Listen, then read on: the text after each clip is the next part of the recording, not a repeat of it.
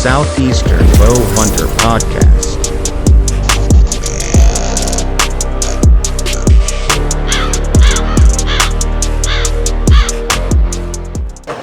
Alright guys, we're here at the 2023 40th Annual World Deer Expo in Birmingham, Alabama. Me and JD from SouthEastrn Bow Hunter Podcast at the Thrill of the Outdoors booth, Urban Archery Outfitters booth. Man, this show is insane, and we are going to have a lot of people on. It's going to be a great time. How excited are you? Oh, dude, I can't wait to start making rounds and talking to people. Yeah. Getting all these guests on here. Dude, just walking in, it was crazy seeing giant deer that I don't think I ever would have seen in my life. No, I mean... And when you walk in, they hand you a beer. So yeah, that is true. That is true. That's very true. Yeah, man, I saw a lot of companies and a lot of products out here that I've been interested in, and we're going to have a lot of them come on. And it's just going to be, it's a good time. It's going to be a good time. I'm glad we were able to make it. I can't thank them enough for having us out here. Absolutely. I say we just get into it. Let's do it. Let's start finding some people. Cool. All right. So we got Stain Africa Safaris here at the World Deer Expo. This dude's awesome. Great guy. We've been talking for about an hour now. The question I have is, have you checked out everything that Urban Archery Outfitters and Thrill of the Outdoors has got going on over here? I did. It's awesome products. I have a look at some arrows for the hunting, for bow hunting, and it's awesome. Oh yeah, man. Yeah, it's the thing I like about it, honestly, is, and we talked about this before, is that the point system they have. You buy the product and you get stuff in return for that, and I love it, man. I think it's a great thing. It's a game changer. So I kind of want to talk a little bit about your outfitting stuff. Yes. So we were talking earlier about lions, cheetahs, leopards, all the fun stuff. But you mentioned Cape buffalo. So like, say somebody wants to go hunt Cape. Yeah. How would they get in contact with you guys? Like, what's kind of the way that sort of thing works out? Well, firstly, it's easy to search up us on the internet. Okay. We are Stain Africa Safaris. So if you just Google that, you'll see us, our outfit there, and you can pop us an email, and we are pretty fast on replies. Gotcha. So we will get on that email as soon as possible, get back to you guys. You need to tell us how many days you want to come, and yes, we take it from there. Gotcha. And you book it what dates that you want to come, and we take it from there. Yes. So what would you say like the most popular game animal is that you guys will take people on? Because I know we talked, like I said, Cape buffalo, I think you said Gims buck, all that other stuff. I mean, Africa has so many animals. Exactly. Like if you had to make a top 5, what would you say the top 5 is? Well, so you get plains game and you get your dangerous game. So dangerous games usually for the big leagues. Mm-hmm. So once you hunted buffalo with us, you are part of the buffalo club. Oh, dude, that's awesome. So then you are being taken serious. That's so cool. Plains game is a good starter point. Everybody has hunted plains game before they hunted dangerous game. Gotcha.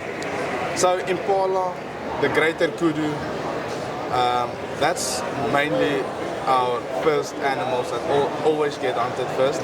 And then even warthog. Warthog is a nice one. Blesbok is always easy to hunt. And but there's so many species. It's difficult to name 5, but I'll just pop up one like Inyala. Okay. Yeah, those 5 are always a common animal to hunt. It's always adventure hunting them. Yeah. You need to be very vigilant hunting kudu. And it's always a good story to tell after the hunt. Yeah, I mean, Africa, man, like we all know there's been a lot of controversial things that have come out of that as far as like, people that may not like hunting. Yes. Me personally, I have nothing against it. I love it. I think it's the best way to help the wildlife stay around because it's all about conservation. It helps everybody around there. And so I think what you guys are doing, man, the fact that you guys are here, I'm really glad that we got to meet you guys because I just like, talking about hunting with people, Exactly. And we did talk about archery hunting. The build you told me I'd need would be insane. So I don't know, but if I can make it happen, I definitely want to. But what I'm curious about, giraffe. Yeah. Can you hunt giraffe with you guys? Yes, you can. Oh, dude. Giraffe is awesome to hunt. You can get pretty close to it, 30 yards, walk on stock. Oh my lord. Yeah, it's animals. They're not very skitterish. Really? Yes, because they know they're very tall. Okay. They're a very domestic animal. A giraffe. Yes, That's like, insane. They're very, what do you call it? But yeah, it's like a big dinosaur standing next to you. Dude, I know. I've seen them at the zoo, and I'm like, there is no way. Yes. Because, out here, we're used to just skittish little whitetails that they even hear a crack and they're gone. Man, Giraffes are awesome. But the other thing is, hunting in South Africa is very important to us because the animals must have value. Oh, 100%. As soon as the value drop on the animals, there's a lot of poaching going on. I've heard of that. For us, the conservation is very important. The meat gets donated to a lot of tribes there. That's awesome. That is just awesome. to keep the friendship going. Yeah. Yes, because, like I said, if there's no value to the animals, there's no animals in the future. Yeah, and that's the same thing we deal with over here is, a lot of people will get mad at us about, hunting and stuff. And I'm like, you don't understand that we care more about these animals than a lot of other organizations, I'll say, do. Exactly. And I'm 100% with you guys on that. And I honestly love what outfitters in Africa will do. And I'm very interested, man. Y'all might have a future client over here. That sounds good. And I mean, as soon as there's value to the animal, we take care of it. Yep. We check our fences, we check if there's poachers. You do effort because the animal has value. Yeah. And it has value to the community.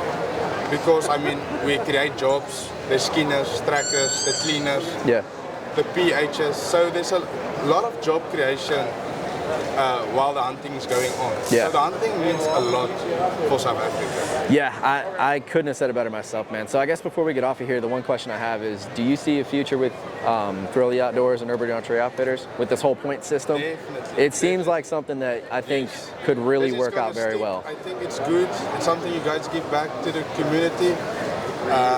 And I think that's a good thing. That's a good thing. Awesome. Yes. Yeah. Cool, man. Well, I'm not going to hold up more of your time, but thank you for coming. All right, thanks and a lot. I'm going to get all your info before we get off of here because Exactly. I have got to get this thing going. And you guys need to Google Stain Africa Safaris. Do it. Thanks. All right, guys. We got Joe here, FTO. Tell us a little about yourself. Well, FTO got started in 2019. Just me and a couple friends of mine. My brother went to film school, and he was like, I can start editing and doing stuff for you guys. Okay. I was like, cool. And then we started out as just a group of guys just trying to share our experiences in the outdoors. And one of the big pillars is getting kids off the phone, getting them in the outdoors, because technology is great in certain things, but it also dumbs down a population. It can too. hinder you in certain ways. Yeah. So that's one of our main pillars is, the kids, and you seen my son running around here, Trevor, that kid's ate up with it, man. Yeah, he is. So, did it for that, and then actually Mountain Archery Fest. Okay. They reached out to us, told us, hey, to come to Durango, Colorado, shoot the course. They're like, come out here, film, we'll interview and everything. And we got there, and when I got back from Mountain Archery Fest in 2019, I'm like, oh, we got to start a business. So we had HHA, and HHA's been great to us. And then we started linking up with Second Chance Outdoors. It's a nonprofit for veterans. They take veterans all over the country to hunt. Wow, that's cool. We started doing that, and then we got with Woods Viking Outdoors, and then we got with Cutter Stabilizers, and just everything just started coming to fruition. And it's been absolutely incredible, the journey that we're doing. Had some, life got in the way on a few things, and it happens. It happens. It's part of life. But the thing that I'm most proud of is watching my kids, how they live and breathe this, and how they, just how they take to it. They love the outdoors, they love to fish, they love to hunt, they love everything about it. And they want to learn.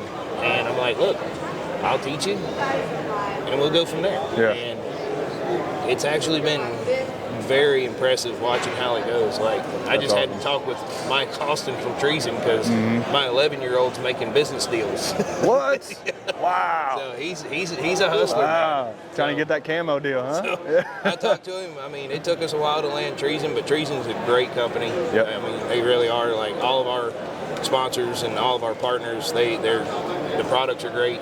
Right. They're absolutely 100%. You know, I don't try to sell something to somebody that I don't use and I don't believe in. Right. So I always do that. But watching everything come to fruition and how we're growing and how we've made a name for ourselves and our reputation.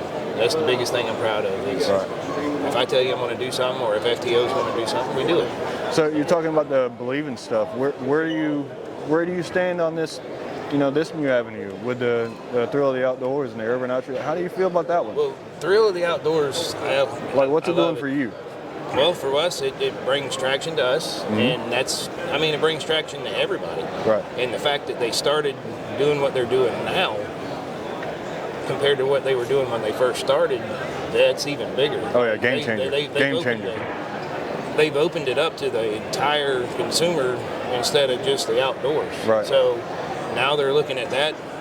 They're looking at bringing, husbands, wives, aunts, uncles, stuff like that. If they buy a product, they get the points, and then they can cash in the points. So not everybody's wife hunts or girlfriend hunts, but the guys do, or sometimes it's vice versa too. So if they don't hunt, cool. They're like, hey, I'm going to give you my points. And you go bid on it's this fully hunt. transferable So too. That's awesome.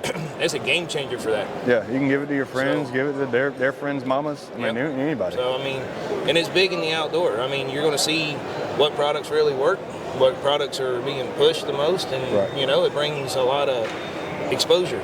Yeah, and absolutely. In this industry, as good as anybody, exposure's everything. Yeah. So, I mean, that's why SouthEastrn Bow Hunter Podcast that I'm running, or that I'm part of. That's what we're here for, is the exposure side of it, to get our toes into the industry. Yep. And it's just this company here. We're on the consumer side of it. We get the points for buying the product. We're already buying anyways. Yep. So to be able to have a chance to be able to go on all these hunts and stuff like that was just like amazing. You said, you're already buying the product and everything else with it already. So why not get the points to it too? Exactly. Get an added bonus to it. Be like, hey, I'm buying this product. I'm getting X amount of points. And hey, you know what? The hunt comes up, and if I got the points, I'm going to bid on it. And, it's a way to reward yourself for doing what you love to do. It's never ending either. Yep. They're talking about the other things, with like the drive coin. Right. Just driving somewhere, you can get, as long as you're in the app, you can get points for it that way. So back to what I was talking about, technology being a good thing. Yeah. This is great. But I did tell Steve, I was like, hey, I love what you're doing. Like, driving, you get the drive coin, you get, the thrill coin and all that other stuff. But I'm like, you're getting people on their phones again, So, I mean, it's always that catch-22. Right. But sadly, in today's world, I mean, everything's driven off your phone. Yep. So everybody's on it. I mean, I can look right now and there's 5 different people standing around us right now on their phones. Yep, absolutely, so, if, and what he's doing, I think he's doing something really great. And what I like about it is giving the hunting industry back to the small guys. That's what I love. That's what brought me on, is that aspect of it right there. Yep. Not everybody can afford to go spend $6,000 on a whitetail hunt, and that's I'd be divorced. So. I'd be divorced if I did. Well, I am divorced. So. Okay. Was it from a hunt? No. Well, kind of. Oh, God. We won't get into that right now. No, that's another podcast. Yeah. We'll get into that one later.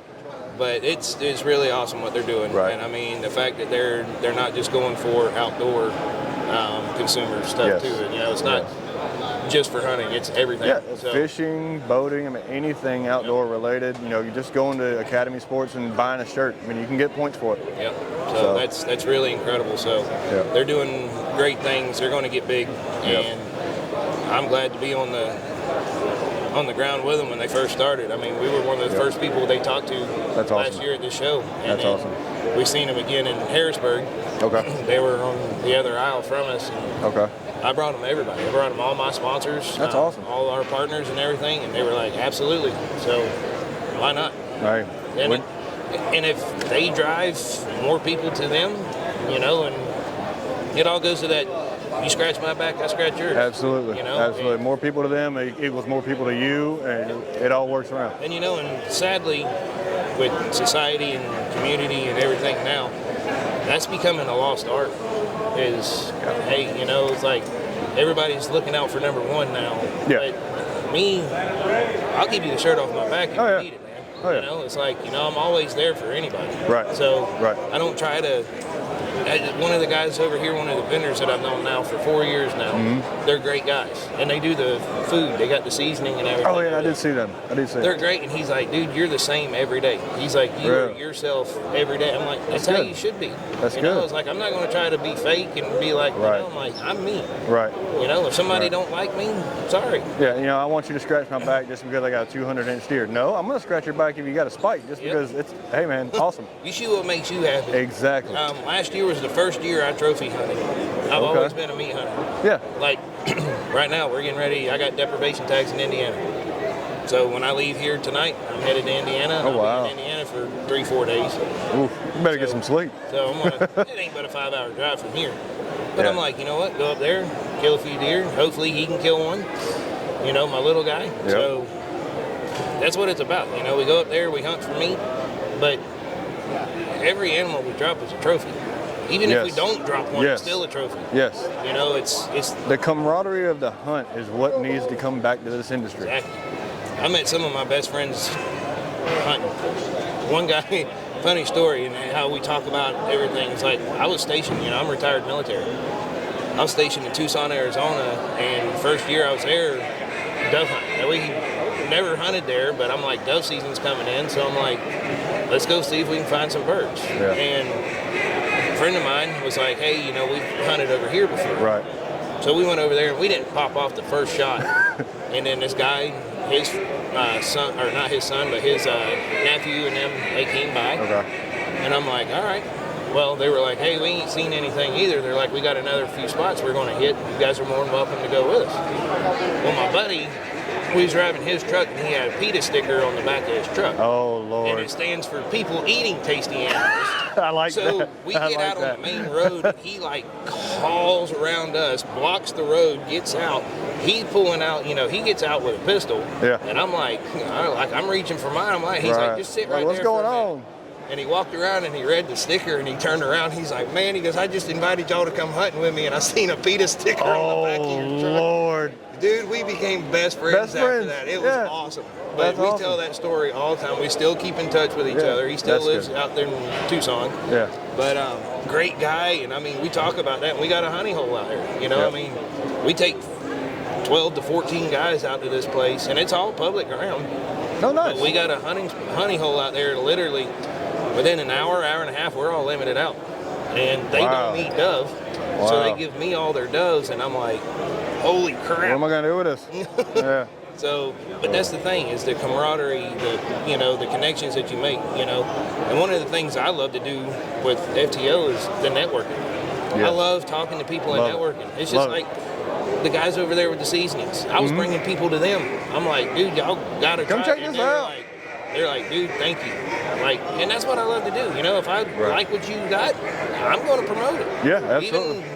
Even if it don't make me anything, I'm still going to tell people, hey, I really believe and I really like their stuff. Try it. Yeah.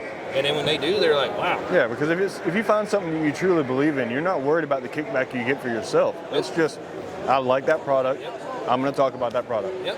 And I love it. So, I mean, we've been here 4 years now, and I don't buy food anymore because they're like, man, they're like, you know you're set. They bring me a steak and chicken breast and everything else, and they're like, hey, let me know when you're ready to eat. We'll throw it on for you. And I'm like, awesome. And then the chili guys the same way. So it's like, I love that, you know. And you always meet that, you know, you always had that camaraderie. And people come look for you, and then you know what? You start bringing people to them, they start sending people to you, and it's just, that's how you grow. That's how you start making things happen. You know, dedication and determination and a passion is what you need to make it successful. And I think we're getting there, and like I said, I'm very proud of my son for what he's doing. I mean, he's running around here pimping it out, man. So That's awesome. Dude, that's great. That's awesome. So it's been a great. Well, make great, sure you great tell him to get Dad some more camo. No. Oh yeah. Yeah. He's a trip, and he loves the outdoors, and he's at that age now where we can have some heart-to-hearts. And I straight up told him, I'm like, that's what I'm growing FTO for, is for you and your brother. I'm looking forward to that. My two kids are still young, so my oldest is 11. So I'm getting there to that age, and I'm looking forward to it. Yep. So it's a great thing, and the fact that they love it, and I don't have to like push them to it. Yeah.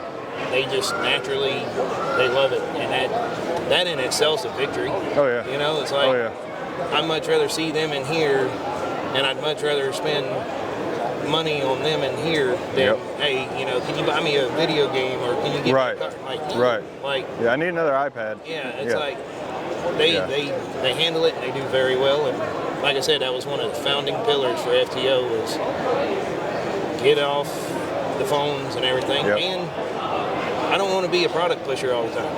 Yeah. Yeah. You know, you got a lot of people in this industry that push product. Now, we do push product, Right.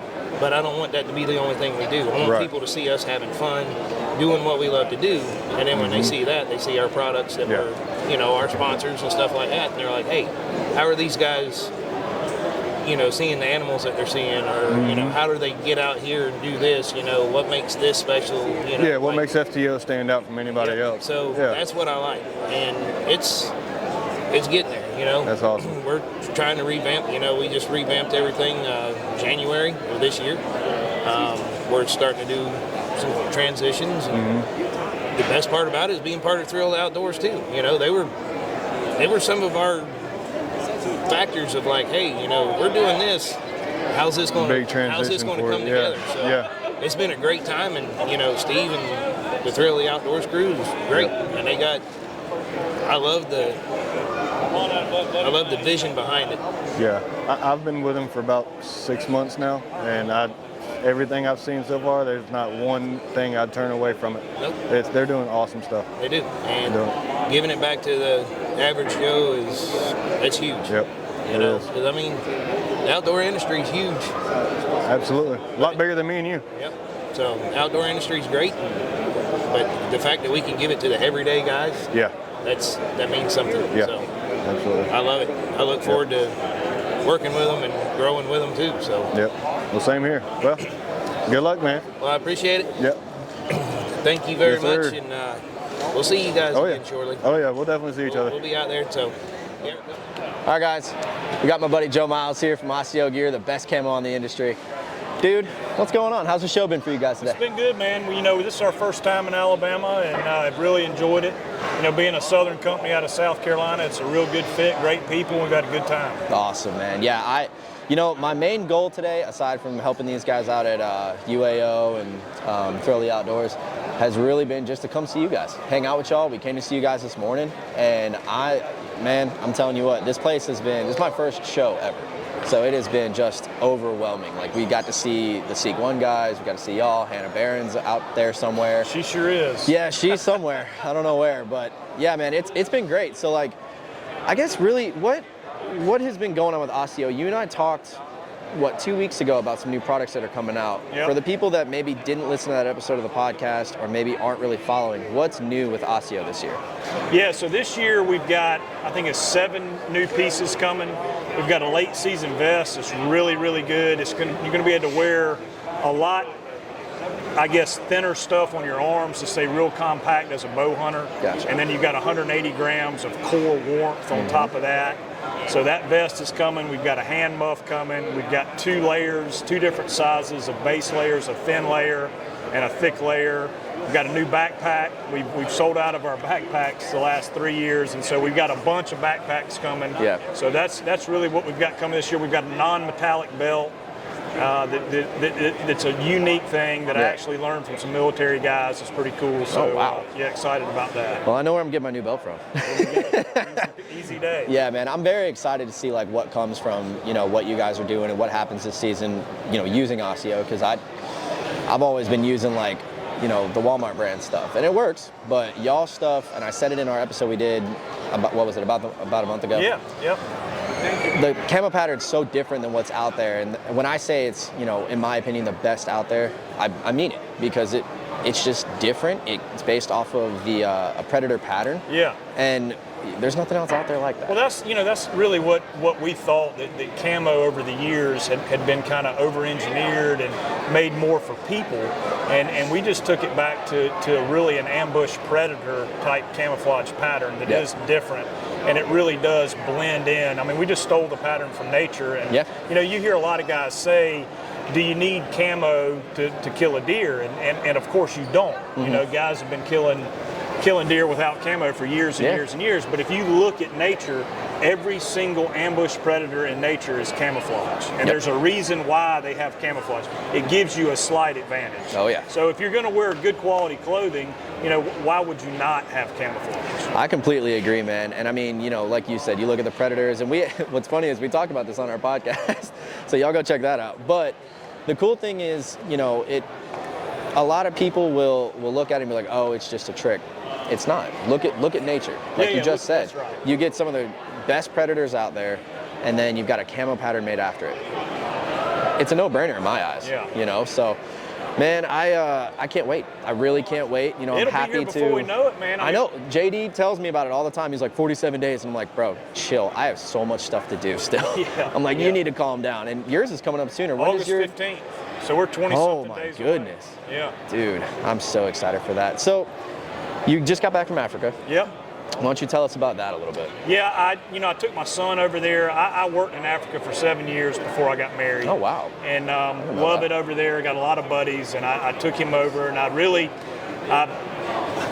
been testing a lot of different broadheads, and I love that Rage Trypan. Oh, yeah. I know you do. I had a few little minor issues with it starting in the beginning of the year, and so I wanted to shoot some big stuff and see how it performed, and in the end it performed very well. We didn't have an animal go over 70 yards, and shot some big stuff, shot some kudu, shot some sable, and got to test it on some big bone stuff, and that head is still performing really well. Yeah, I mean, I'm not gonna lie, man. Before you and I even got on the podcast about a month ago, I wasn't a huge fan of Rage, but I'd watched your videos and all of that, and you've kind of convinced me now to at least give it a shot and try it, because I mean, why not, man? Even if it doesn't work out well for me with my setup, that doesn't mean obviously with you it works fantastic. I've seen the deer you've killed. I know what happens. And you've done, on your YouTube channel, which I believe is Joe Miles Hunting. That's right. Yep. Go check that out. He has some great test videos. Me and JD were talking earlier about doing a test video, kind of like you did with the whole Jello and cardboard. I recommend everybody doing that, man. I've actually got a little video on the mold we built. Really? Yeah, it's I need to watch exactly how we constructed the mold we have. It's a consistent medium, and you can get all the broadheads you want to test and fling them through there and see how they do. I mean, that's the only way you learn. Yeah. Is to test the stuff, and there's so much misinformation out there nowadays. I mean, if you want to get in the nitty-gritty of how a broadhead performs, man, build one of these molds in your backyard and just shoot it and shoot it with the different heads, and you'll see the performance. Yeah. Man, look, I could sit here for hours talking with you about this stuff. I cannot thank you enough for coming over here and hanging out at the Thrill the Outdoors. Absolutely. Thrill the Outdoors appreciate booth. y'all having me, and best of luck. What a great business model and great thing you guys have got going to help a ton of people. And oh, yeah. I appreciate the opportunity to sit down and talk with you. Yeah, man, for sure. And we need to get you back on the podcast soon. Sounds it's got to good. happen. Let's do it. Awesome, buddy. Awesome, man. Thanks so much. Yes, sir. Appreciate it. And we've got Jim here, and he's going to talk to us a little bit about Thrill the Outdoors and Obsession, and 'cause I hear you're a new dealer for the Obsession bows, so Yes, do a little bit talking about it. So I guess the key to the whole thing is Thrill the Outdoors. Yeah. Being able to have a product, have a shop that I can drive business without having to give a deep discount on equipment and use Thrill the Outdoors points to drive the people to what I kind of want them to buy. Okay. So a great thing about Thrill the Outdoors is giving the common hunter a way to not spend money and be able to go do these things that otherwise would cost just a lot of money. Yeah. Yeah. And so, and especially in these times, everybody's wanting to save $1, I'm included. Yeah. I think we all are. So that first and foremost for a dealer, also for the company the companies that I use, that I represent. And so, along with the companies that we represent, they're able to give big game bucks and not do a deep discount. Usually Usually, when you're a dealer, they'll give you, you're going to pay a certain price above cost. Right. All right, so they're able to tack on big game bucks that I can give to the customer, along with my store's big game bucks that I can give to the customer. So it just makes it more appealing. Yeah. Okay? Yeah. So it's you scratch my back, I scratch yours, right. so to speak. Right. So Thrill of the Outdoors is really going to change the game on that. Oh, yeah. The Obsession Bow Company, I know the background of Obsession. I could probably be considered a bow woman of the night, so to speak. Right. I've shot about every brand there is. And, I've watched Obsession. They got real big and went through some hard times. And so they're in Georgia, and so are we. And so Joel reached out to me, and we know each other, and he says, hey, man, would you be a dealer from North Georgia? And so the beautiful thing about Obsession, one, they make great bows. Their speeds are up there with everybody else. Yeah. But I've seen some of their numbers. Right. Yeah. Archery seems to be, and I know for me, it's a personal sport. Mm-hmm. There's certain things that I use that nobody else will use, but I have a reason that I use them. Yep. Just like, when I was young, I was always taught to go in the woods with a flashlight. Well, after my flashlight not having batteries, I realized I may need 2 flashlights. hence why everybody that hunts with me is like, hey, Gum, you carry a lot of stuff. Well, just in case, you never know. It comes from School of Hard Knocks, Yeah. So anyway, the Obsession Bow Company allows you to personalize that bow. You can do any camo color on the market. Wow. You can even do some of the, I think it's veil camos. Yep. You can do any of the cryptic camos. The Cooey camos. Cooey camo. Nice. Sitka. Any kind of camo. Certain other brands I've noticed will lock you in to a certain color, and that's it. That's right. And so I've noticed there's certain bow companies now are making them a little more personalized by giving you more options. Yeah. So with that, Obsession offers 3 different cam colors. A lot of companies just don't offer one. Yeah. They also offer any string color combination you come up with. So if you want your string to match your bow, they know the codes in that string, and they use Threads, string company. Yeah. They make the strings, they're pre-stretched, they're quality strings. Okay. And so it's a custom string on a brand new bow. It's not, I bought bows and took the strings right off. Right. This company, you don't have to. Yeah. So, when you say what's the cost and all that, well, you're getting a custom bow along with a set of custom strings, which usually that's an after price. Yeah. Oh, yeah. And it's not their line of custom, it's your custom. That's right. That you wanted. That's right. Yeah. So I know, like, I'm a little different. I try to be pretty everywhere I go. Okay. I know it don't work. Most of the time, I usually mess it up. Yeah. You know what I'm saying? But I want, archery is so personal that, you can do different grip pieces, different colors on the grip pieces. The limbs can be one color. They can be black, white, yellow, green, red, a different color that matches the camo. Wow. They even got a carbon. You can make it look like it's all carbon. There is a unbelievable amount of choices with Obsession bows. They run a 2-track cam system. One of the things early on in archery, they started making bows draw length specific. Mm-hmm. That means if I'm a 6-foot archer and I shoot a 29-inch draw, I got to buy a 29-inch draw bow. Yep. I started in this sport where there was multiple draw lengths. Mm-hmm. Then it went to specific draw lengths. You might have started back with the overdraw. Brother, I started with the overdraw about 6 inches long with 22 13s with feathers, shooting 96 pounds, shooting a blistering 265 feet a second. Woo, I'm talking about smoking, so it sounded like a Volkswagen door when you shot it. So wham! So I remember shooting indoor tournaments on 96 pounds.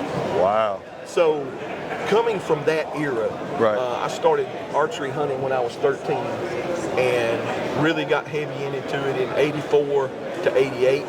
And in those eras, it was as much as you could pull, as hard as you could pull it, grip it and rip it. There you go. You know, rangefinders was not even a thing. So the faster your bow was, the less you had to judge yardage. Wow. So it was like all you could rip and just give her heck. Wow. So, which made you a pretty good bow mechanic, because something was usually going to come loose, rattle loose, make noise and stuff like that. But with the adjustable draw links and the cams, I'm so glad we're headed back that way. Yeah. Because you know as well as I do, you're not going to keep your bow forever. No. So when you get to that point as an archer, just like buying a new car, when you pull it off the lot, you lose money. Mm-hmm. Well, what I have seen with bows that have adjustable draw links, you don't have to take a big hit. No, you don't. You don't. And you don't have to find somebody that's your draw link. Yep. I've got a bow in the shop now. The guy wanted to buy a set of cams because there was a season that Obsession did specific draw links. Right. He had to pay, cost of them was $265. That's for a set of cams, and that's probably across the board. Wow. That, I want this bow to fit me. Right.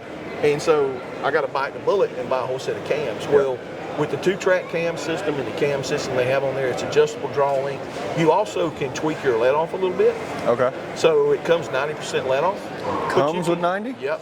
Wow. It's 90, and you bust it down to about 80. So you can fudge it. And then also, they have a double draw stop system on here. So when you pull it back, it has a wall like you hit a wall. Yeah. Bam. So you've got the cable stop and the limb stop? Yes, sir. Nice. Yes, sir. So, Obsession bows, I'm truly pleased with them. The company, Joel and Mr. Dennis, they're, in my opinion, they're good people. You said you're up in North Georgia. Where are you at? I'm in Dahlonega, Georgia. Okay. And my shop is a little different than most shops. Okay. I do sell the Obsession bows. There's so many sights. There's so many rests. There's so many little tweaks and stuff. Yeah. I let the person that's buying the bow get your sight. If you need some help, I'll help you. Mm-hmm. We'll order them, get them in. I set up the bow, and it is more of a tuning than it is just setting it up and walk off. Yeah. Just so happens I have 25 3D targets. I've got an archery range 0 to 60, paper tuning, all that kind of stuff. And I really get down to making it personal instead of it being. That's what it's all about. That's what it's all about. That's some of the worst experience I've ever had going to a bow shop is I want that bow set up this way. Okay, just cut and paper, here you go, done. No. Spend time with me and just BS with me. You know what I'm saying? I mean, I've worked at bow shops before that we would sell more bows the week before hunting season than you would any time. And knowing when you give that person across the counter the bow that he wanted, he's going to wound the first 3 things that come out. Yeah. And I'm all for harvesting that game. Yes. They are great table fare, and they're pretty to look at on the wall. Yeah. But to wound an animal, that don't do the animal justice. No. And do I make the greatest shot of every time? No, I don't. No, we're humans. I try my best to. Exactly. For the animal. Exactly. Exactly. Well, cool deal. Well, I appreciate having you. Yeah, man, it's been great. Awesome. Awesome. Yep, thanks. All right, guys, we got John from JX3 Outdoors, and I'm gonna be honest with y'all. I don't know anything about saddles, so he's gonna be here to help me out with that. I got a lot to learn. What's going on, man? Hey, everything's good. We had a good show. Awesome. Yeah, the show's out here been fantastic. So we're kind of a little bit different than what everybody's traditional saddle market is. Our product's more like a hybrid in between a regular deer stand and a soft saddle. But it's the same concept. Yeah. It does all the same thing, but basically we're known for comfort. The saddle's been around for 30 years. Now it's just getting mainstream, so we just continue to build products that fits our style of hunting and needs, and it seems to resonate with our customer base. So yeah, man. I mean, I actually was watching y'all do a little demonstration over there. I see a guy right now sitting in one, and it looks comfy. It looks very comfy. It's really comfy, and that's kind of a side benefit of it from the original design. Yeah. That it ends up being really comfortable, but it's really functional and getting you in the spots you need to be. Yeah. So it kind of gets you out of that norm of hunting those pole type trees, pushing on the edge where you really need to be in those small irregular trees. Yeah. Just because of adjustability and And typically that's where them deer stay, right? Oh yeah, I mean, I have hunted out of, you know, climbers and hang-ons and all that other stuff, and I know the saddle craze has been going on for the past few years, really.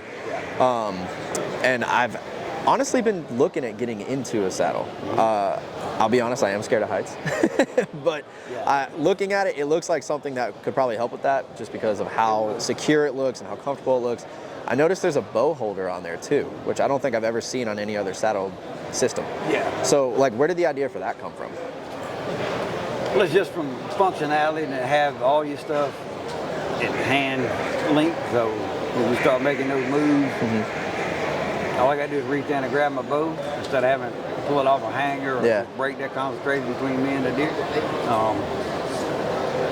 So it's just another one of those things in the design that it worked out.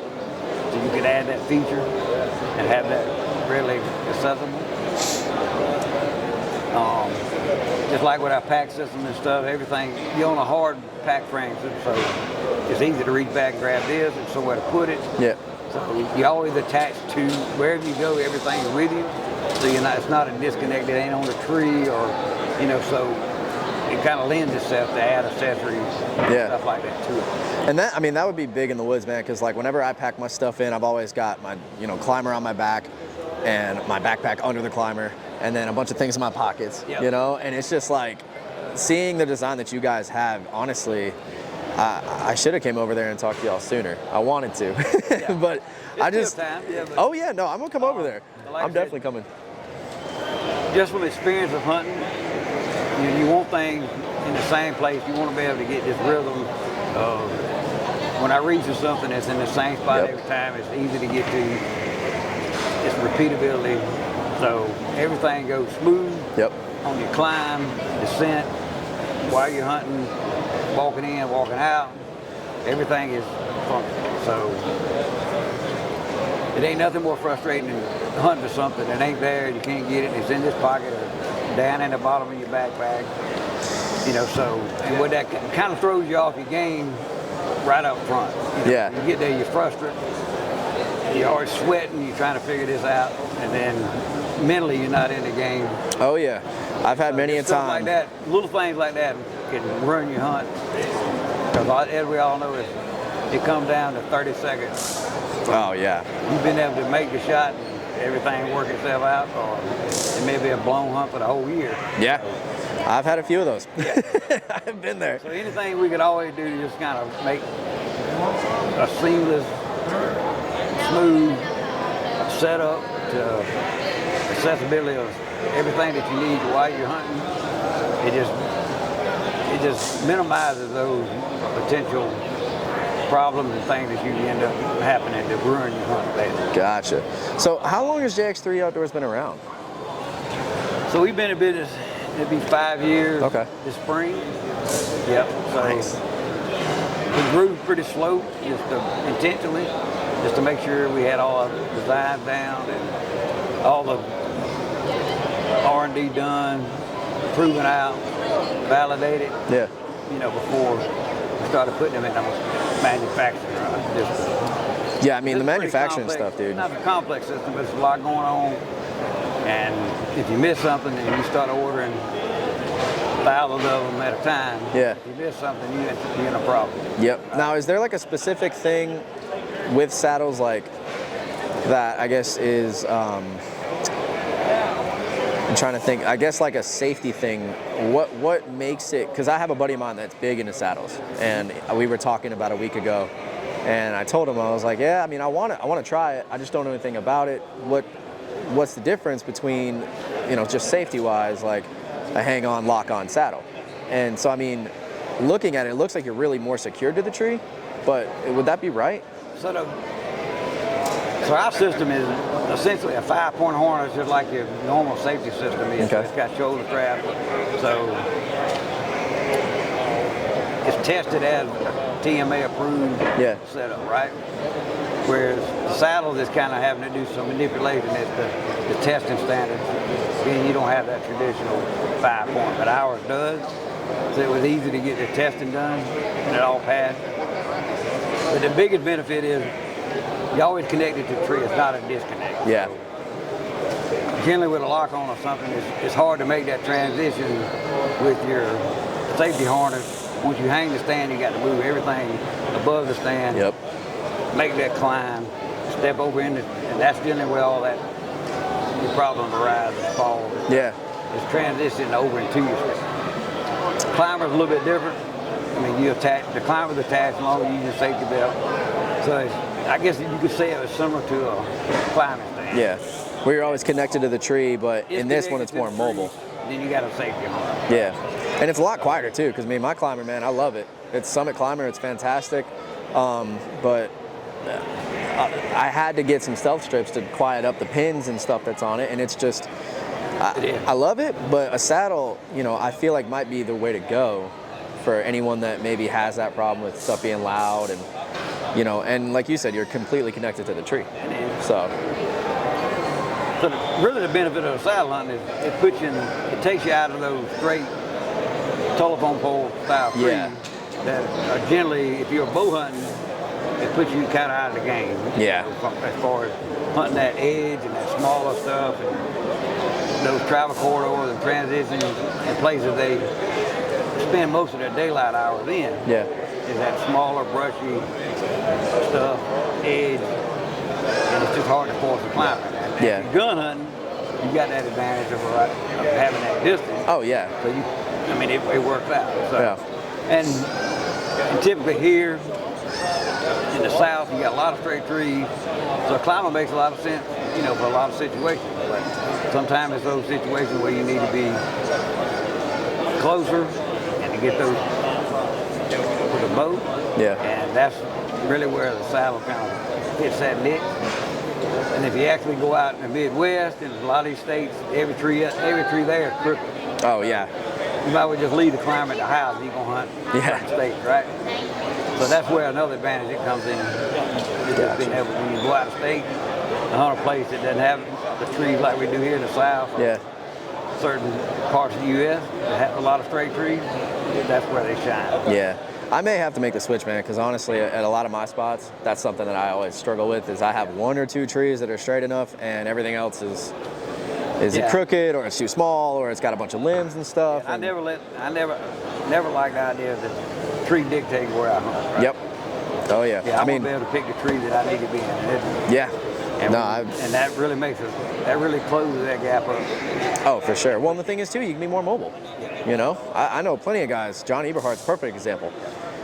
That dude will only hunt out of a saddle. Yeah.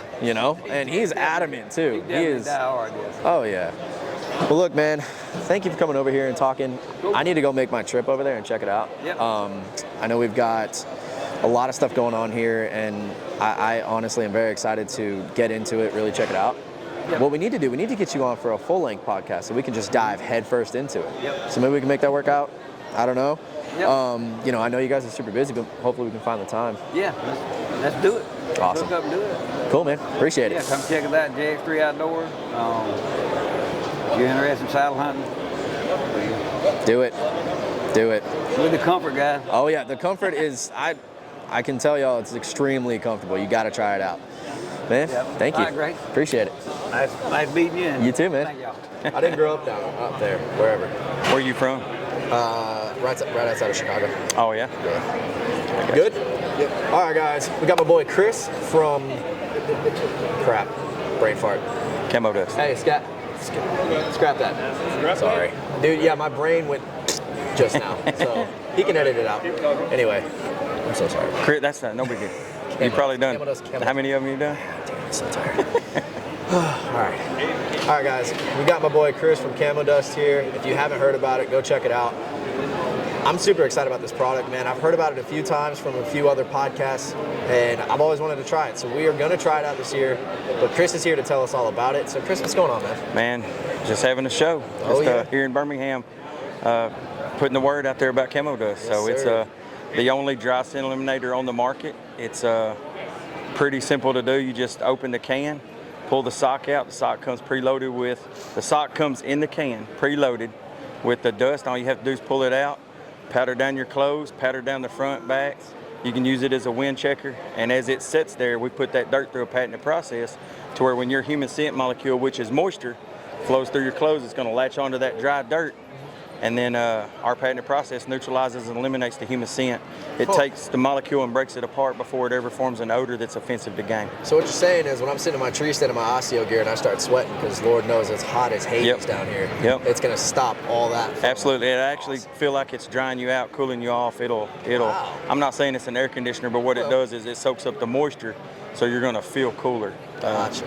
You know, and then it's going to eliminate that scent that's there. Dude, that's so cool. Yeah, I've always been one to use like, you know, the spray-on stuff and like, I'm not going to name any brands because, you know, they're all basically the same to me, but I've used a lot of the spray-on stuff and I've had some success with it, but I've also gotten busted. And we were talking earlier about deer will remember a scent. And there's a lot of companies out there and a lot of, you know, sprays and stuff that have a specific scent to them. And if you've got that 5, 6, 7-year-old deer, he picks you off and he smells you, he's going to remember He's going to associate that scent with So with you guys, danger. It's completely scent free, right? Right. We're unscented. We're not a masking agent or a cover scent. It's the name of the game is to be scent free. I mean, we spend hundreds of dollars on a camouflage outfit to beat their eyes. Yeah. You know, you get real still, but you've got to beat that nose. Yeah. You know, so every chance you can get you don't want to ever. I just think scent-free completely. If you're invisible to the deer and he never knows you're there, he's going to do whatever it takes. You know, he's just going to be a deer, do deer things, and then you take, you know, you just give the deer the win, let him do deer things, you hunt him, and then put him in the back of the truck and on the wall. There's been a lot of times I've been so frustrated because I have nothing going on that weekend and I'm ready to go hunt and I check the wind and I'm like, nope, can't do it. Ain't going to work. Yeah. So I think, you know, I'm very excited to use this stuff. I'm going to go grab some once we finish up here. Absolutely. JD wants me to go get him one. I guess I will. I don't know. But, yeah, dude, so, I mean, what else is kind of happening with you guys? I know that, you know, Clifton Denny came up, had an interview with JD. I'm sure these guys will see it. Yep. What kind of is in the works for y'all? Because I've heard about it on podcasts and I've seen it. I went to the website. I just never pulled the trigger for whatever reason. And I'm just curious what's happening. Well, it's one of those deals. Guys are a little skeptical about the scent game, but once their buddies tell them it works, or you know, a guy that you trust, or somebody that you, so we're looking at getting it in every bow shop in the nation, or you know, any mom and pop store that wants to carry it. Give me a call, send me an email, camodust.com. You can email us there, and then I will do whatever it takes to get it in. You know, get a case set up so the guys can get it in their hands. They don't have to pay the shipping. It's like suggested retails $14.99. Okay. In stores. We're in Walmart on Walmart.com. No way. In 2024 we should be in Walmart stores. So you can walk in your local Walmart, get it. Definitely get on Walmart.com and order a can, and it'll get shipped. It's usually same day.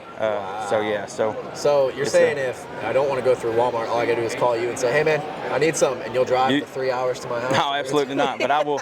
But if you get on camodust.com and order before 2 p.m., it's same day shipping. So yeah, we're pretty. Customer service is number one. You know that people think I'm absolutely nuts. They look at me when I'm crazy when I say, you were talking earlier about, you know, you want to hunt that stand, but the wind's not right. Yeah. Man, get a can of camo dust, powder your clothes down. You know, I don't want you like putting your hunting clothes on and going to the chicken shack and going to the gas station, do that. But if you take the proper precautions to be as scent free as you can, when you powder down with camo dust, don't use anything else. Trust the dust, and then powder down and go. I want you to go hunt your best buck on any day you want to hunt. Weekend warriors only get 2 days. We can't wait on a perfect wind. Go kill that deer. Go kill your biggest buck before your neighbor does, you know? So man, that's crazy, because I hear a lot of people say, you know, there's nothing out there that'll get you scent free, but what it sounds like, y'all have done the science, you've looked into it, you've actually figured out a way to, maybe it's not 100%, I don't know if it is, but I don't, it's nothing, as close as you can get. We're not gonna say anything's 100%, but if that deer smell, and I'll tell you guys that have, you know, Clifton has 14 Pope and Young on the wall. He'll tell you, he's a prime example. He say, hey, if that deer smells you, he's going to think you're 300 yards when you're 30 at full draw. Yep. And that's all you need to do. It takes the fear and flight completely out of the animal. Yeah. They might smell you. They might smell a human, but it's kind of like those guys that are in the woods every day on, I'm not going to call them a preserve. You got outfitters that feed every day, right? Well, the guys that do all the work, their scent is on those feeders, around those feeders. Those guys can go sit in the deer stand and hunt and those deer never spook because they're used to that scent. Yeah. It's not danger to them. Oh, yeah. But you and I go out there, and that's danger. We're taking that danger completely out of the game. Yep. It's changing the game. I mean, it's once everybody figures out how well it works, it's not wet. It's not, you're not freezing to death. You know, I don't want to put, I'm not saying anything negative about sprays, but I don't, my 11-year-old son, my 15-year-old daughter, they wouldn't go with me if I had to spray them down to be successful. So, you know, and it's cheap enough to where everybody gets their own sock. Yeah. They feel like they're part of the game, you know. They pull their sock out, they dust down, we get each other's back, you know, make sure everywhere's covered, you know, and it makes it fun for the kids too. So. Yeah, I mean, I have a 7-year-old daughter, and I've taken her out with me a few times, and we've actually, I was telling my niece yesterday, she was like, when can I go hunting with you? I'm like, well, it's in 2 months for us. Let's just wait a little bit. Let's let it get a little colder, because right now it's hot. And I got to thinking just now when you were saying, you know, the whole spray being wet and stuff, I'm like, man, if I spray her down and it's 40 degrees outside, she's going to be cold. I'm like, why are we doing this? Yeah. Exactly. Yeah. And I've been that way, man. I remember last season, I was sitting in my ground blind and sprayed down on all this stuff, and it was like 30 degrees out. And everything's wet, and I'm just like, oh, God. Or if you go way north, you have to worry about it freezing. So, yeah, exactly. You know, I don't know. I just experienced from what guys have told me, they have trouble with their bottle spraying. It's just an alternative. It's another tool. Yeah. I think it's really the only tool I use, the only tool Clifton uses, and we're really successful seeing a lot of deer. The guys that are using it, you know, that we met last year, I'll make a Facebook post, follow Camo Dust on Facebook, because I've had 7 or 8 guys come through that had said, hey, I used it. They didn't send me a picture last year, but they come through and they're successful, so I've asked them to send me. So if I get those pictures, I'll, you know, they're supposed to send them to me on Messenger. I'll make a little post about, you know, this is the success these guys have had, you know, and they trusted it, and then they went out, they saw more deer. There's a fellow over here, he took a can and he said, hey, it was the best deer I've ever had in my life. Saw more deer than I ever have, and he's like 58 years old. So, you know, it's just, and that's North Carolina. He hunted Illinois. I think he hunted like 3 states that year, or last year.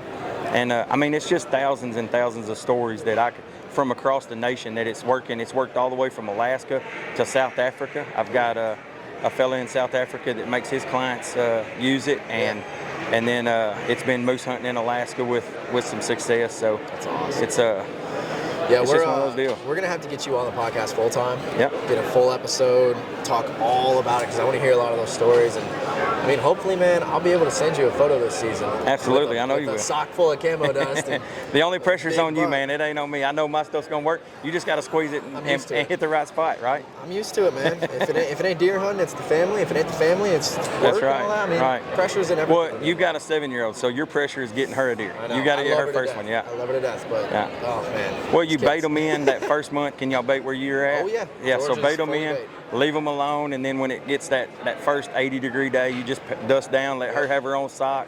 She thinks she can carry that sock and just make a dust cloud, and then get her up in the blind, and then let her shoot her first deer with a crossbow. That's pretty cool. That kid will probably hit me with it. She actually, it's funny you say that. She came to me last month and was telling me, hey, can I get a new bow? And I'm like, for what? Like, why? She goes, well, I want to kill a deer. And I about started tearing up. We had a conversation last year. I was like, do you want to shoot one? She said, no. I'm like, okay, it's fine, whatever. And she comes up and says that. I'm like, well, they don't make a bow strong enough, or well, you're not strong enough to pull a bow back yet. Hey, crossbows are the way to go, and man. we have one. So I'm definitely taking her out this year. And, you know, let her practice with it once she gets comfortable with it. Man, there's tripods, everything. I mean, it's the most. It's more fun for me. I killed a really good deer last year, probably the best deer I've ever killed. But it's more rewarding for me when my kids get one. So Beckett killed one, Jillian killed one, and you know, both the kids killed one. Talking my wife into killing one would be, you know, a different story. But she goes now, you know, because both Beckett wants to wait on a buck, but Jillian wants to shoot everything that comes out. So it's down, so mom goes with sister, and they just pile them up, and then me and Beckett are sitting there hunting for bucks. Just waiting for a big one. That's hilarious. Yeah. So well, look, man, we're sitting at the Urban Archery Outfitters Thrill of the Outdoors booth. I mean, what do you think about the process, the product that they're gonna be pretty cool? It's gonna be. It's pretty interesting. Yep. I mean, with the big game buck system they have and all the different types of coins, you know, and the app now. Yep. I really think that, you know, this might be something that everybody's going to want to be a part of. And it's pretty simple. I mean, it's extremely simple. Yeah, it doesn't take. it doesn't take anything to sit there and build points, build coin or whatever. So. Well, that's what I was telling Steven, man. I told him I wanted to do a caribou hunt, and he was like, well, yeah, man, if you do this and this, get everybody set up, then you can, rack up points. And I'm like, hey, don't tempt me. And it does not take long to rack them up. I know. And when you talk about them, they've got the drive coin. Yeah. So, I mean, it's... Not hunt coins, big game bucks, thrill coin. Yep. I mean, there's tons of stuff out there. Yeah, it can seem overwhelming, but if you just read a little bit about it, it's super simple. Yep, it's really simple. Yep. Oh yeah, awesome, man. Well, look, I don't want to keep you too long. I actually have to go back with you to go get some camo dust. Sounds good. So let's wrap this up, and then we can go get some. All right, guys. All right, go check them out. Camo dust. Hey, the man knows what he's talking about. All yes, right? sir. We're going to get him on SouthEastrn Bow Hunter Podcast episode, a much longer one so we can do more stories. And go check out Thrill of the Outdoors and Urban Archery Outfitters. Guys, it's a game changer. I don't say that a lot, but it is a game changer. So thanks for watching. It's been a great show. And that's it. You ready? See you guys. Let's go.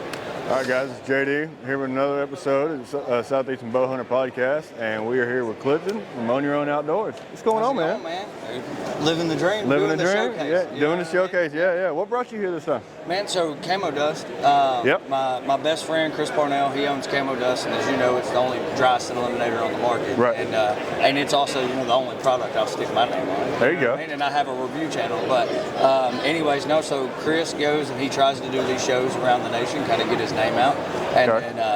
It's a business that's just starting out, so, there's not always that funding there. And so I'm, his best friend, so I just kind of go with him, and it helps me too because, I get to meet all the guys that have seen my videos and shake hands and stuff. So I'm one of them. Not gonna lie. Fangirl. Yeah, he did. He came by. It's like, hey, I've seen your video. So and to me, that's awesome. Right?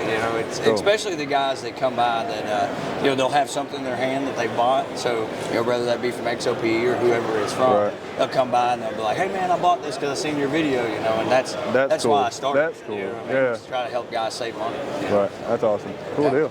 Well, I mean, what else you got to share? What some of your actual hunt speed videos. How's that going? So that's going. It's going well. Him and I were talking about the hunt speed earlier, and what that is I do a thing called THS, and so it's called True Hunting Speed, and so. What I got tired of, I guess you'd say, is I go to these tournaments and you get the guys that's like, man, my bow shoots 350 foot per second, and I'm like, out of the box. But does it though? Right. And so I started a thing called True Hunting Speed, and basically what I do is I take it at a hunting setup, and I take the average, so a 65-pound pool, 460 grain arrow, and a 28.5-inch draw, right? And some guys pull more, some guys pull less, longer, shorter draw lengths, but I went to 4 different archery shops and asked what their average shooter was, and that's where I got the numbers from. Nice. And so then I'll take a chronograph and I'll shoot 3 arrows through it, and we'll get the actual, what I call the true hunting speed that you can actually expect whenever you go out to the stand. And again, it started with saving the guys money, because these guys are buying. Nothing wrong with it, but these $2,500 bows, and it's like, well, I bought it because it'll shoot 300. IBO is 360. Yeah. And then once you load that dude up, probably like 278. And so not that that's not fast. I mean, it's plenty fast enough to kill a deer. Absolutely. It's just it's that clickbait. And so trying to get the realistic aspect of the hunting to them, which kind of led to my, not trying to overtalk you here, but kind of led to like my deer hunting. So I still have a full-time job. So if you guys go over to Own Your Own Outdoors, I'm not somebody that does this all the time. I do it all the time, but it's a love. It's not a money thing, and that's what I always try to tell people when you're trying to start a YouTube or even like a podcast. Man, you've got to love it. You can't chase the money. If the money's going to come, it'll come. But you just have to have a passion, and that's with me. I had a passion for hunting, and then it kind of led over into the reviews, and now. I do travel to different states, and so this year, I'm going to Georgia. What was it? Missouri, Georgia, Iowa. Drew the Iowa tag this year. So, man. God. And I got lucky, man. I got Kansas last year, Iowa this year, back to back. I'm small. I'll fit in your bag. I'm going. Exactly. 110%. Oh, man. But Illinois is in December, and then January I'm either going to come back to Alabama or maybe Mississippi or Oklahoma. I don't know. I usually say my January trip is like a surprise trip. Oh, there you go. That's nice. That's nice. Yeah, it's. So one of the last the THS videos I saw you do was, I think I honestly can't, I'm drawing a blank on the bow, but it was something where you went from like 65 and then you cranked it up to 85. Yeah, so it was a Darton. Darton, that's what it was. Yeah, Was it the Maverick or the Prelude? Prelude, I think. Prelude. Yep. Yeah. So Darton bows, right? I didn't even know they still made them. That sounds terrible, but I was at an archery shop there in Arkansas, and so anyways, the guy that works there, his name is Ryan, and I do a lot of bows in there. I've got 2 different archery shops down there in Arkansas that hands down like the best shops around. Okay. And so anyways, this was one of them, and I go in there, and I was actually doing PSEs, and so I was shooting them with one of the archery techs. He shoots a Darton, and so he comes up, and he was like, "Oh, this one's 80 pounds, you know." Well, here nor there, over the last like year and a half, I've lost, I don't know, 30 pounds. Like I'm a lot smaller guy. You know, that COVID weight had to get rid of. Uncle Sam says it's got to go. You know? So anyhow, I was like 80 pounds. He's like, yeah. So yeah, I shot it at 70 pounds to 80 pounds to kind of give those guys a realistic view of the difference that 10 pounds can make, especially on the high end. You know? So you're doing all these review videos, and you've got all your THS videos and all that stuff, all these different bows and all this different equipment. What's your bow? What's your go-to? Oh my God! What's your? So I get that a lot, and so again, guys, I'm not sponsored, and it's as we talked about earlier. I don't let people pay me money for my reviews because once they do, then your quality goes out the window. Basically, nobody wants your input anymore because you're getting paid to say something. Right. So here nor there, I shoot a PSE. Okay. So and that was a funny story. ATA 2 seasons ago, not this last one before. The guy wanted me to shoot a PSE, wanted me to try one. I was like, try this. It's a new Flagstaff bow, and it was the Mach 1. And so I laughed and was like, PSE, no, I don't want to shoot that. Because I shot one like 10 years ago and hated it. Okay. Shot it, absolutely fell in love with it, had to have it. And so, they realized that you hated it then, so they changed stuff. Yeah, I guess so, maybe, right? And it's the first, honestly, it was the first carbon bow that I had shot too. Okay. And man, I'm going to tell you, when it comes to like the public hunt and that kind of thing, everybody knows because the saddles and everything, that a pound or whatever can make a big difference. But when you're toting that bow and having that carbon bow, and it makes a difference. I absolutely, that thing's lights out too, man. Nice. And it holds it too. Awesome. For something that shoots as hard as fast as it does, because right, wrong, or indifferent, not throwing out numbers, but I'm shooting 303 with my hunting setup. Like it's nuts. Like it's stupid fast. We were talking about those long shots earlier. Shooting 303 with the hunting setup, and it's lights out. And I tune it about once a year. Okay. And it holds, and I shoot a lot. I'm sure you do. You shoot a lot. Yeah. And seeing the broadhead reviews and all that kind of stuff. It's right. And you kind of touched earlier on the whole fame side of it, like the money. That's not you. And no, absolutely the SouthEastrn Bow Hunter podcast that we do, it's the exact same way. Yep. It has nothing to do with money, nothing to do with sponsors. Yep.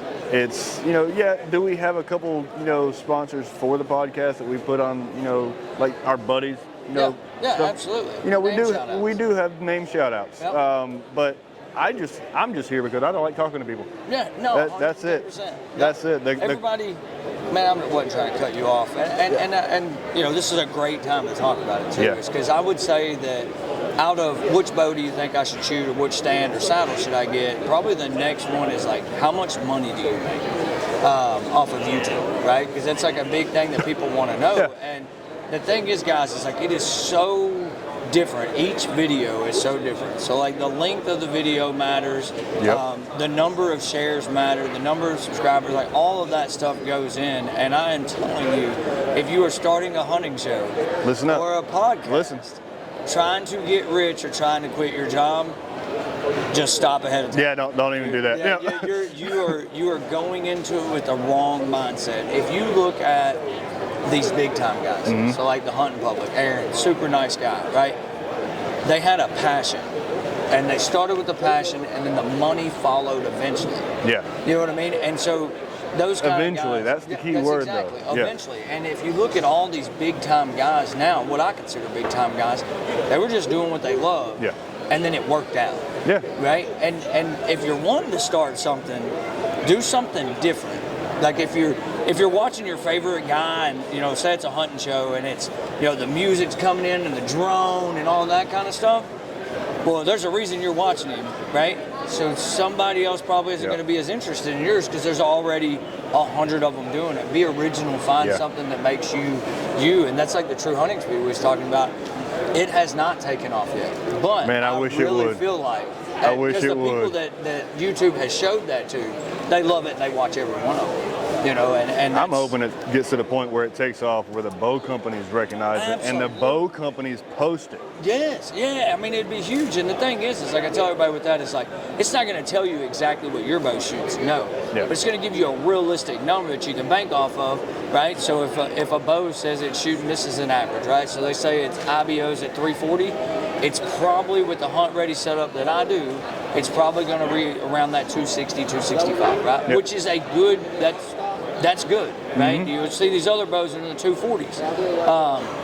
But then you can use your own math in your head and say, okay, that was a 28.5 inch draw. I'm a 29.5 inch draw. I can probably add 7 or 8 foot per second to that number, you know, and then you can kind of get that realistic picture of what you can actually expect. And then, you know, a lot of guys, not saying anything bad, but that Flagstaff bow to that low end bow, if you're looking online and you look at that IBO, you're like, why would I pay for the Flagstaff bow, right? Well, I will tell you this. Number one, most Flagstaff bows, not all, they will hold a tune better.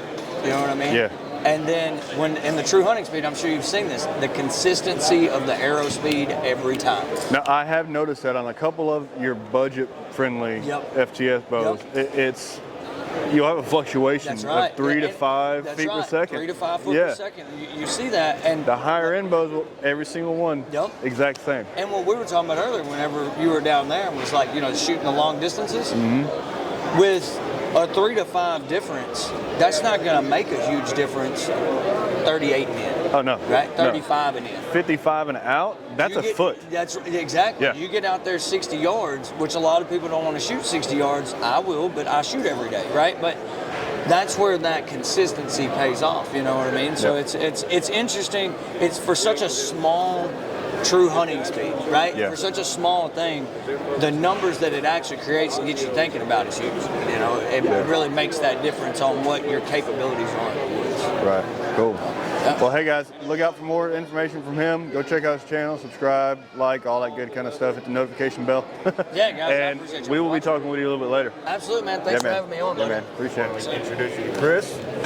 What up, man? What's going on, man? What you got for us today? All right, so I figured I'd sit down with you for a minute and talk about the fire in the hole broadheads. Fire in the hole. Okay. They get a lot of misinterpretation that they're a turkey broadhead, and they're in fact meant for deer and multiple different games. They have a 4-inch cut. 4-inch cut. 4-inch cut. Yeah. Good Lord. Yeah, they slice and dice whatever they go through. Wow, they would have to. Yeah, I mean honestly, it's one of the most devastating broadheads I've ever seen on the market. And the thing is that not a lot of people try them because they don't look like your typical broadhead. Yeah, it doesn't look like a broadhead at all. Right, they don't. I'm not sure what it looks like. It almost looks like a frog gig. A pair of scissors I'm throwing at it. Yeah, like a pair of scissors. Yeah. There's no point, so I don't know. They just don't look typical. It's not really a ferrule. Right. There's no.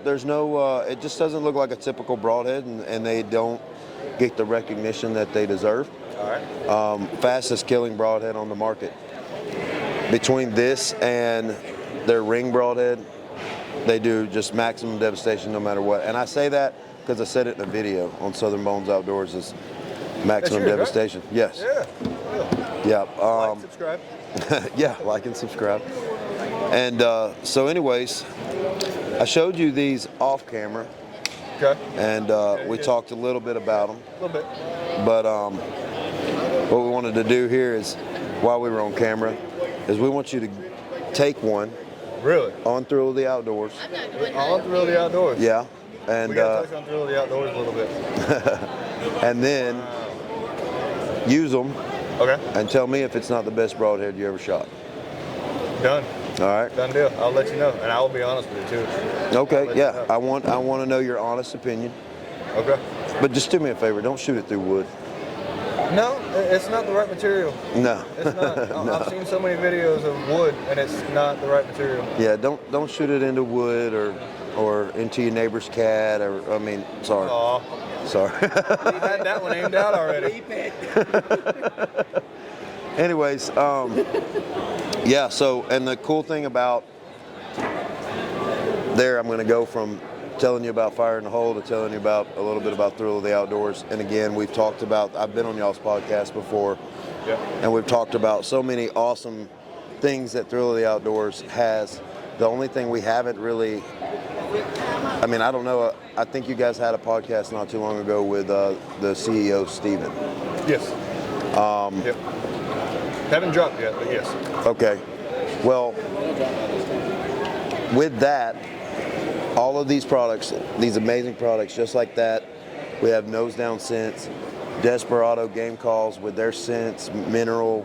Wow. They make custom calls, Scout Tech.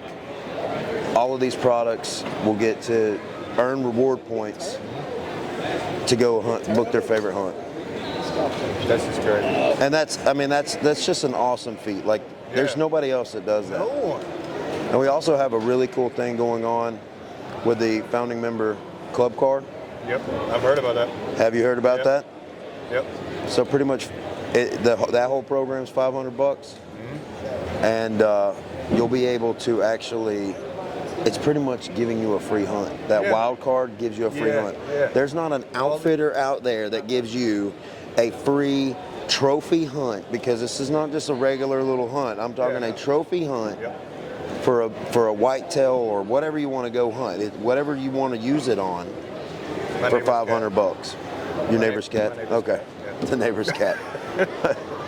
Yeah, so anyways, like I said, going back to the broadheads though, it's an amazing broadhead. Dude, I've shot 3 or 4 deer with it, and not a single deer ran further than 30 yards. Maybe one ran 35 and she slid the last 5. Downhill. I made one shot. I had, which you'll actually be able to see part 2 of doe management on Southern Bones Outdoors. It'll be coming out this week, right after the World Deer Expo here. But so I shoot a doe straight through the back strap. Oops. I hated to do it, but it was my last doe of the day. I had already shot 2. One was a little too graphic to be showing on YouTube, so sorry guys. Oh, okay. Too but graphic for YouTube. When a broadhead, when I can say that about a broadhead, that did damage. But you will be able to go to fireinthehole.com and see the footage there. So. No, there you go. There you go. Yeah. There you go. All you foreheads can go see that there. Right. Yeah. So, anyways, the last doe shot her straight through the back strap into the chest cavity. She still didn't run further than 30 yards. If 4 inches was inside of you shaking around, you gonna run that far? No, I wouldn't. When we did field dress her, everything was mangled, all the way to the heart. There was nothing. I mean, it was. I call it the slice and dice, man. It just destroyed everything. So it's an awesome product. The owner. I like awesome products by awesome owners. Right. You know, because some people could have. It kind of takes the burn away from spending however much a product is when their owner is a really cool person or a really nice person or whatever. Yeah. If in my opinion, if you've got a product and that product owner is kind of rude, you know, Right. I'm like, nah, I don't want to give you my money, right? Yeah. But if that owner's nice and stuff like that, it kind of makes you want to do business with them. But the cool thing about Kenny, the owner of this, he's like the coolest person, super nice dude, and he has a product that works. And that's one thing we love about Southern Bones and Thrill of the Outdoors is we work with companies that have products that work. So, Yeah, something that we all believe in too. Right. Yeah. Right. And we support small businesses. So That's another key one. yeah. So anyways, wanted to do that real quick with you, man. This is going to be a short episode on my part, but I got to get back at it out here. Anyways, hey, I appreciate you guys coming out, though. Yeah, man. We got Caden on here from DCA, and from what I've been hearing, DCA is kind of twisting my arm, kind of moving up in the world. Tell me a bit about yourself. Yeah, so we are a fast-growing company. We are family-owned. We're based out of Southern Ohio, and we're all about custom arrows. Custom arrows. So is it just like are you taking someone else's arrow and customizing it, or what is that about? No, not at all. So we have our own manufacturer. We get our own shafts. All of our shafts are all 100% carbon, so there's no preservatives or additives in that shaft. And we do everything from like weight modification up front for like high FOC builds.